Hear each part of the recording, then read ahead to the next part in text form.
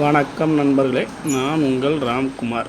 நம்ம இப்போ பார்த்துக்கிட்டு இருக்க இது வந்து பேரிச்சம்பழத்தோட கன்று. மண்ணுக்குள்ளே உளுந்த விதை வெளியில் தள்ளும். இலைகளின் எண்ணிக்கையை வைத்து ஒரு விதை இலை, இரு விதை இலைன்னு நம்ம படிச்சிருப்போம். நம்ம இப்போ பார்க்குறோம் இல்லையா, இது எள்ளோட விதை விழுந்து முளைச்சது.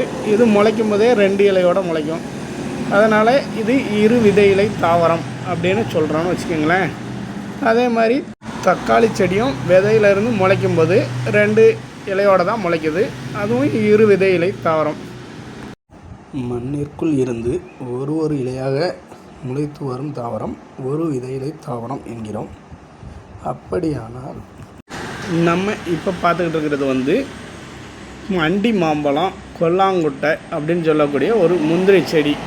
இந்த செடி வந்து முளைக்கும் போதே 8 இலையோடு முளைச்சிருக்கு. அதே மாதிரி இந்த மாங்கன்னும் 7 இலையோடு முளைச்சிருக்கு. இந்த 2 தாவரத்தையும் எப்படி நம்ம இரு விதை இலை தாவரம் அப்படின்னு சொல்ல முடியும்? கண்டிப்பாக இது பல விதை இலை தாவரம்.